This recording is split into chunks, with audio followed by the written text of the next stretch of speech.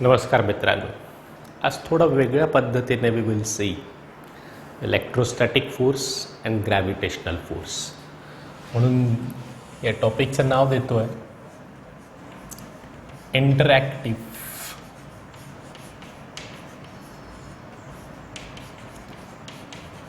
Electrostatic and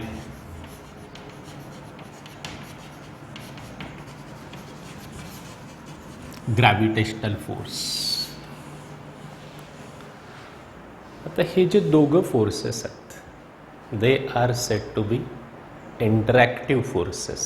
म्हणजे काय की ज्यावेळेस दोन चार्जेसमध्ये किंवा दोन बॉडीजमध्ये इंट्रॅक्शन होते किंवा फोर्स ऑफ अट्रॅक्शन ॲक्ट करतो किंवा फोर्स ऑफ रिपल्शन ॲक्ट करतो, त्यावेळेस दोन चार्जेस किंवा दोन बॉडीज एकमेकांच्या कॉन्टॅक्टमध्ये असणं गरजेचं नाही. Force is interacted from one charge to other charge और from one body to other body through the space. So असा जो फोर्स असतो which interacts through the space it's called as interactive forces. आता इलेक्ट्रोस्टॅटिक फोर्स आणि gravitational force दोघांमध्ये खूप similarity आहे. The force of electrostatic is directly proportional to product of two charges. Suppose these are two charges Q1, Q2. If they are positive, they are going to repel, and for the action of this repulsive force, these two charges are not necessarily to be in contact. They are separated by the distance r. They are separated by the distance r, and this force is inversely proportional to square of the distance between them. आता see the gravitational force. दोन particles m1 m2 separated by the distance r, they always attract each other, and this force of attraction is called as gravitational force of attraction. And this gravitational force of attraction is directly proportional to the product of their masses and inversely proportional to the square of the distance between them. एक simple similarity स्टडीच्या अप्रोचमधली electrostatics आणि ग्रॅव्हिटेशनमधलं compare करतो या एपिसोडला. आता हा constant असतो 1/4π k epsilon 0 Q1 Q2 upon r square. So this is the constant. This is the constant. Here the constant is capital G m1 m2 upon r square. This is Newton's universal gravitational constant. म्हणजे इथेही constant आला, इथेही constant आला. हा force directly proportional to the product of their charges, directly proportional to the product of their masses, inversely proportional to distance square, inversely proportional to distance square. Magnitude फॉर्ममध्ये लिहिला आहे, vector फॉर्ममध्ये नाही. काही बेसिक गोष्टी आपल्याला माहिती आहे की ग्रॅव्हिटेशनल फोर्स हा नेहमी फोर्स ऑफ अट्रॅक्शन असतो. इलेक्ट्रोस्टॅटिक फोर्स मात्र लाईक चार्जेस असतील तर फोर्स ऑफ रिपल्शन असेल, अनलाईक चार्जेस असतील तर फोर्स ऑफ अट्रॅक्शन असेल. दुसरी इम्पॉर्टंट गोष्ट बघा, हे दोघांना इन्व्हर्स स्क्वेअर लॉ म्हणतात. what they are called as inverse square laws. both are inverse square laws, because both forces are inversely proportional to r square. Both forces are inversely proportional to distance square between two bodies or two charges. And the next thing, हे दोघं forces जे आहे, see this, they both obey principle of superposition.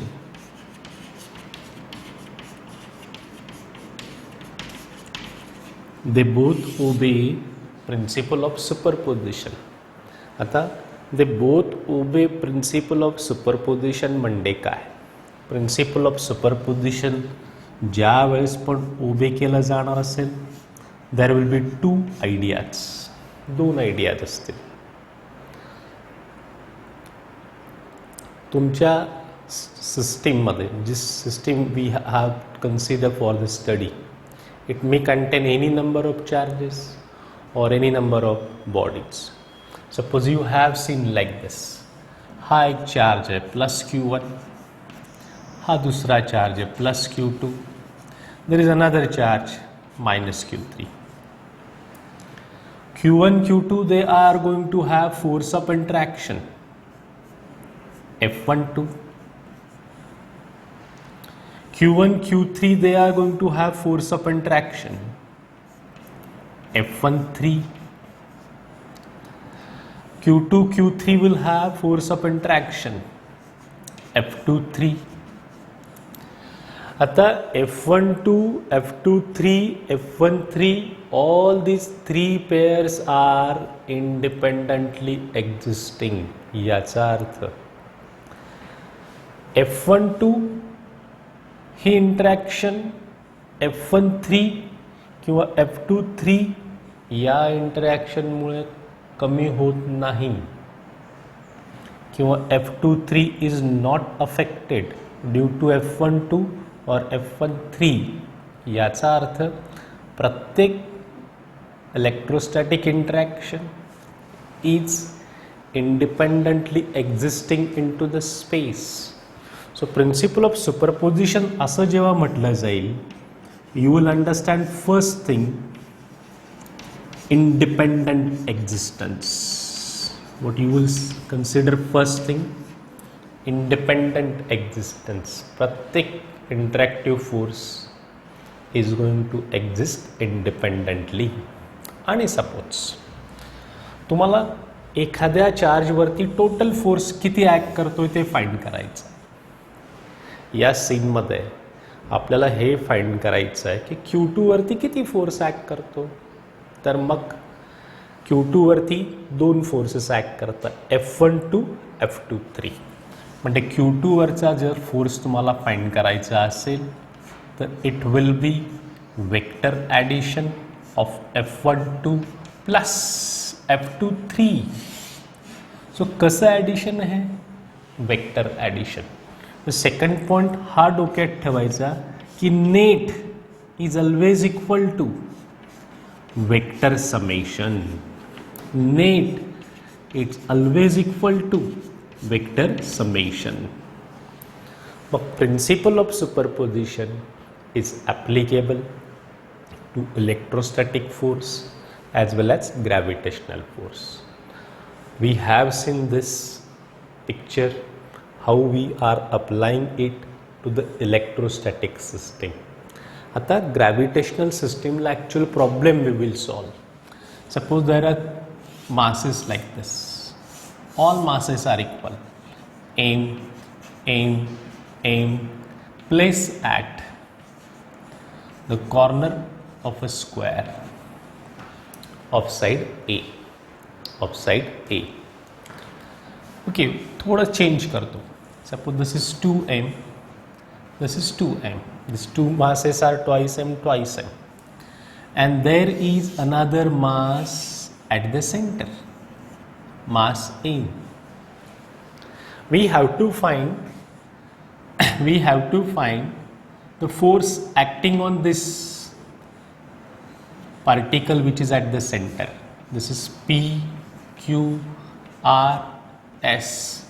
So find force acting on mass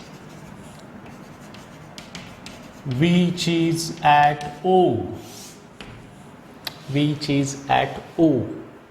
See this now. आता first we will need distance. सगळ्या मासेसमध्ये distance काय असेल? हे मास 2m आहे. ही जर साइड A असेल तर डायगोनल किती असेल? √2a. And this is r. हे सगळे डिस्टन्सेस किती? r. All distances are r. r किती असेल? r is equal to half of the diagonal. r is equal to half of the diagonal. Diagonal is √2a upon 2. So r equal to a upon √2. We will need this. Okay. What principle of superposition says? की सगळ्या charges मधला interaction exist करतात आणि जिथं तुम्हाला force total find करायचा आहे, net find करायचं आहे, तिथं तुम्हाला काय करावं लागणार आहे? Vector summation. थोडा डिफिकल्ट आहे पण इंटरेस्टिंग आहे. आता पहा, हा ट्वाइस एम वरती किती फोर्स लावेल? या साईडला लावेल. F dash suppose I writing. Correct आहे. हा ट्वाइस एमला या साईडला अट्रॅक्ट करेल. तसंच हा ट्वाइस एम या एमला अट्रॅक्ट करेल. Twice m r, twice m r, same scene आहे. मग याला जर एफ डॅश लिहिलं तर याला पण एफ डॅश लिहितो. करेक्ट आहे. आता हा एम या एमला या साईडला अट्रॅक्ट करेल. That force is F. Correct आहे. तसंच हा एम या एमला या साईडला अट्रॅक्ट करेल. That force is F. Correct आहे. आता या लाईनीला फोर्स किती असेल?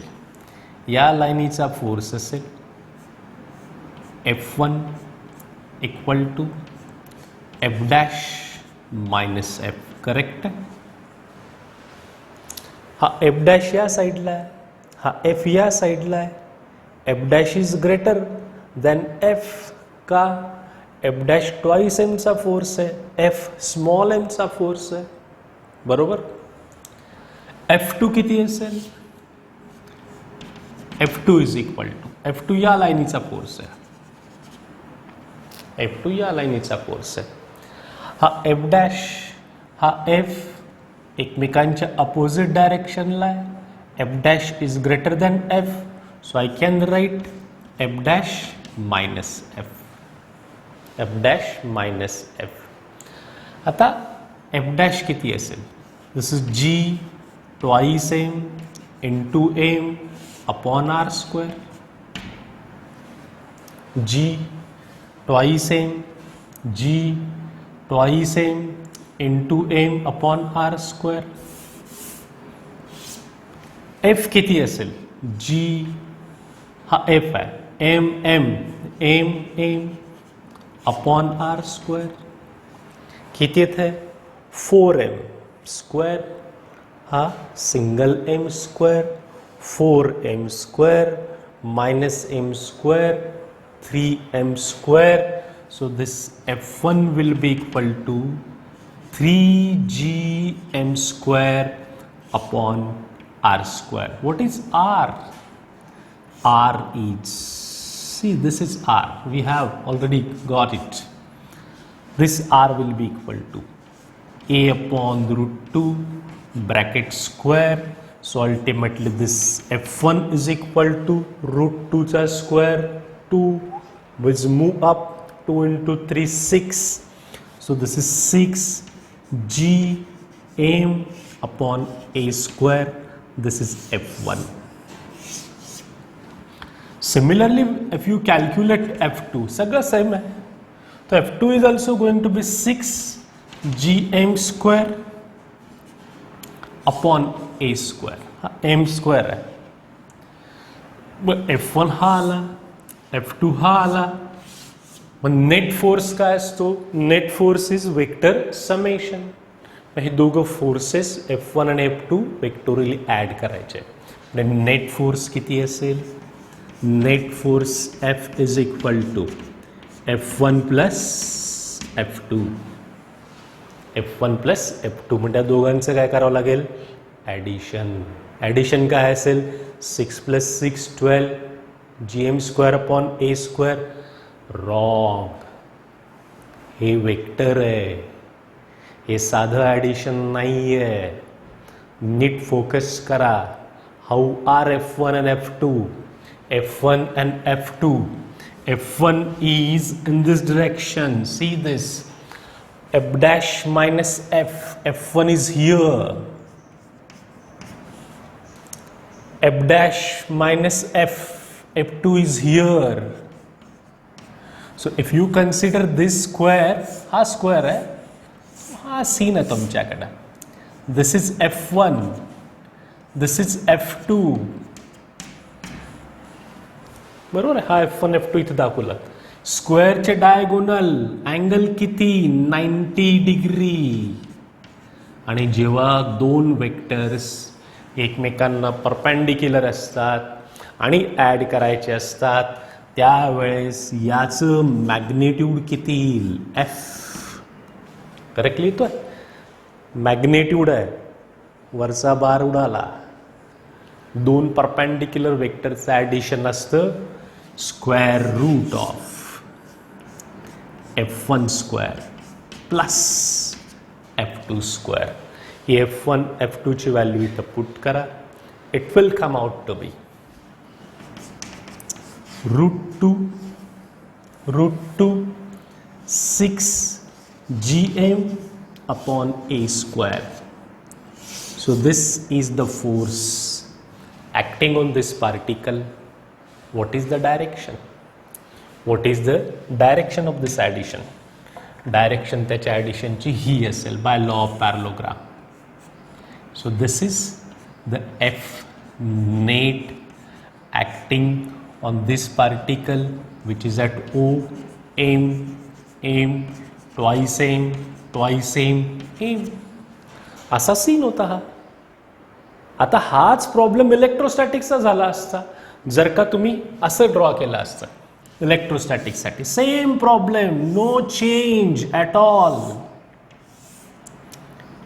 ए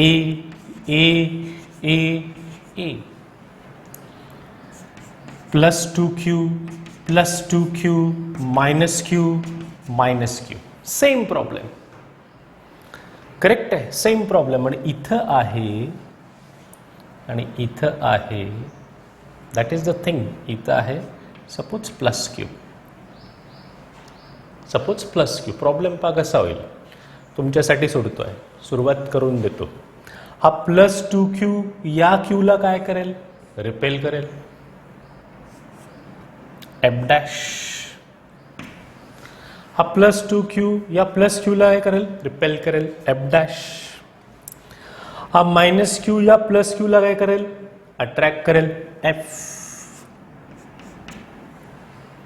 म्हणजे F डॅश प्लस F. इथं काय डिफरन्स होता? F dash minus F. See the change. हा प्लस 2q या प्लस क्यूला काय करेल? रिपेल करेल. So this is again F dash. हा मायनस क्यू या प्लस क्यूला काय करेल? अट्रॅक्ट करेल. So this is F. म्हणजे हा F1 असेल. This is F1.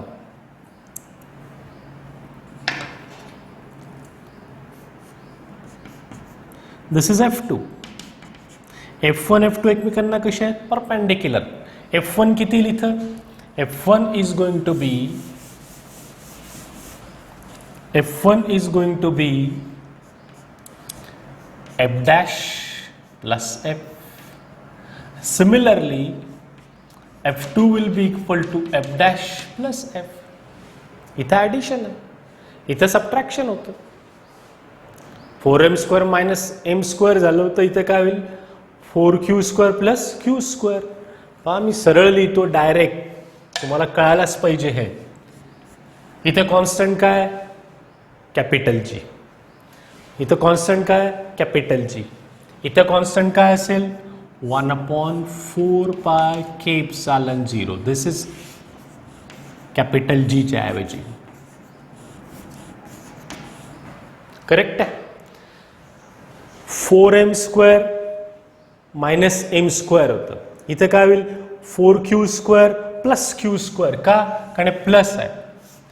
4q² plus q² upon a/√2 bracket square. Same force हा येईल. आणि नेट फोर्स किती असेल?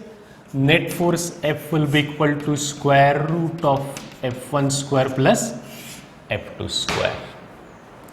सो ग्रॅव्हिटेशनल फोर्स आणि इलेक्ट्रोस्टॅटिक फोर्स किंवा ग्रॅव्हिटेशनचा स्टडी आणि इलेक्ट्रोस्टॅटिकचा स्टडी हा एकदम ॲनॉलॉगस आहे, एकदम सिमिलर आहे. जर का तुम्ही ग्रॅव्हिटेशनल फोर्स आणि इलेक्ट्रोस्टॅटिक फोर्सचा प्रॉब्लेम सारख्याच ॲनॉलॉजीने सॉल्व करू शकताय because of principle of superposition, तर इलेक्ट्रोस्टॅटिक्स आणि ग्रॅव्हिटेशनमधले जे कॉन्सेप्ट्स आहेत, for example electric field, potential energy of the system, electric potential, इकडं तुमच्याकडे gravitational field, gravitational potential energy, gravitational potential एकदम सिमिलर आहे, एकदम सिमिलर आहे. ठीक आहे, ओके.